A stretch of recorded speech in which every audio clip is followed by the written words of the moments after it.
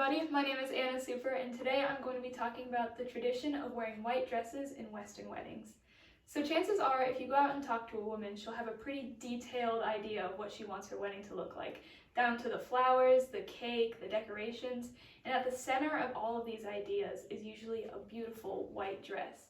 I know for me, the first thing I think of when I think of my wedding is what kind of dress I want to wear. And the details may change, like whether I want sleeves or a big poofy skirt, but it's always white in my mind. So I want to look at kind of where this tradition comes from. Why white? Why did we start doing this? I'm going to talk about the actual origin of the white wedding dress tradition in Western cultures and how it developed into its current meaning today.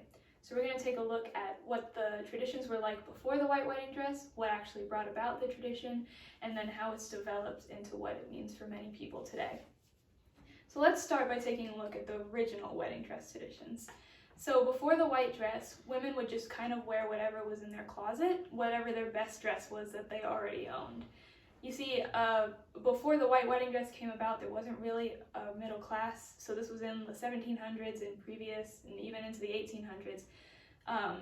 There was a pretty poor class of people, and it was a clear divide between the wealthy and the poor. So the poor women wore whatever their best dress was. They didn't go out and buy a new one. They couldn't afford it, really. And marriage wasn't even a thing of romance. It was just something you did to bring your family more wealth or more advantages in life. So they didn't really see a reason to buy some new dress. So there wasn't a strict tradition between what the dresses looked like. It was usually a short dress with many different colors and many different styles. And this tradition didn't change until Queen Victoria's wedding to Prince Albert in 1840. Prior to her wedding, royals also didn't have super strict rules on what they were supposed to wear, but they usually opted for deep colors like reds or purples and wore a lot of big jewelry to kind of show off their wealth and their power. Queen Victoria flipped these traditions on their head. You see, she married Prince Albert for love. She didn't care about the political alliance that she was gaining in it. She truly loved Prince Albert. And so she wanted to remove all these court traditions that came along with weddings. For example, she wore an orange blossom crown in her head instead of the actual royal crown of England.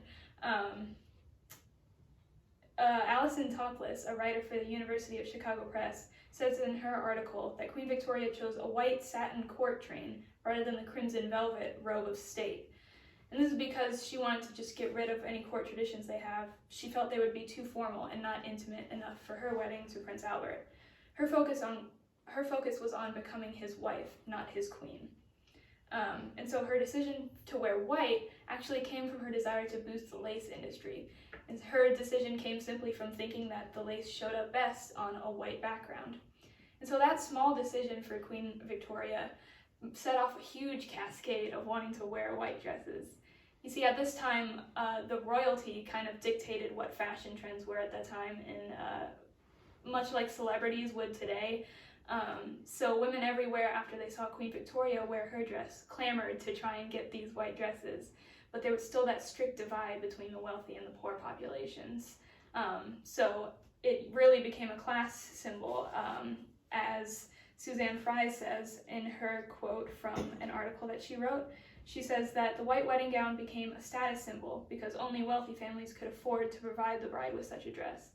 You see, at this time, dry cleaning didn't really exist, and so the white dresses were very hard to keep clean, and so you could really only buy them for one day. And so the poor families, the working class families, still couldn't afford to spend this extravagant money on this kind of dress. So they stayed with their traditions, and the wealthy people started to wear the white ones. This divide didn't really change until after World War II, when an economic boom happened and allowed the middle class to rise and grow as big as it is today. And so working class women could finally afford to get this extravagant dress that you wear for one day.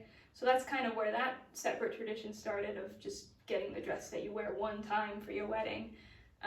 So the working class family could finally take part in this tradition. And it had now spread to almost every woman throughout America and Europe.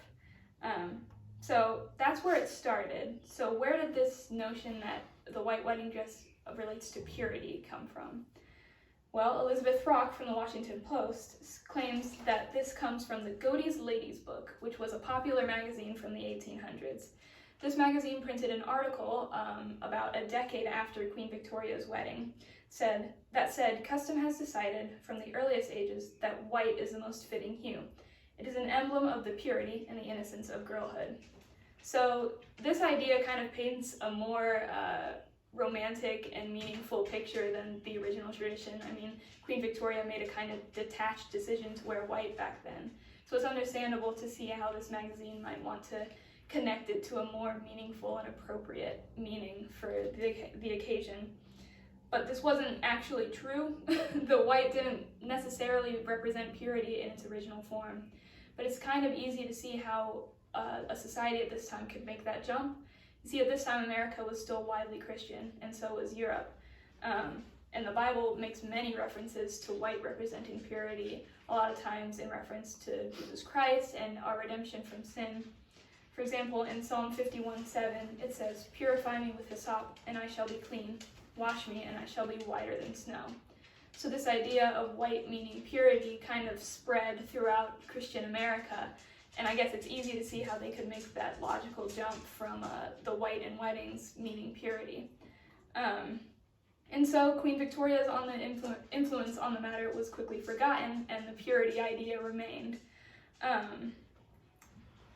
Regardless of its actual intentions, the tradition has developed into many different meanings for many people. For most Christian women, it still represents the purity that we hold in our marriage, in our hearts, and in the new covenant that we make with each other. For others, the white wedding dress is still simply tradition. It's what we've always done, and it doesn't hold a whole lot of meaning anymore.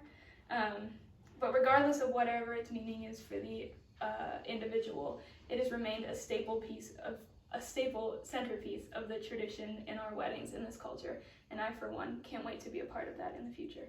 Thank you.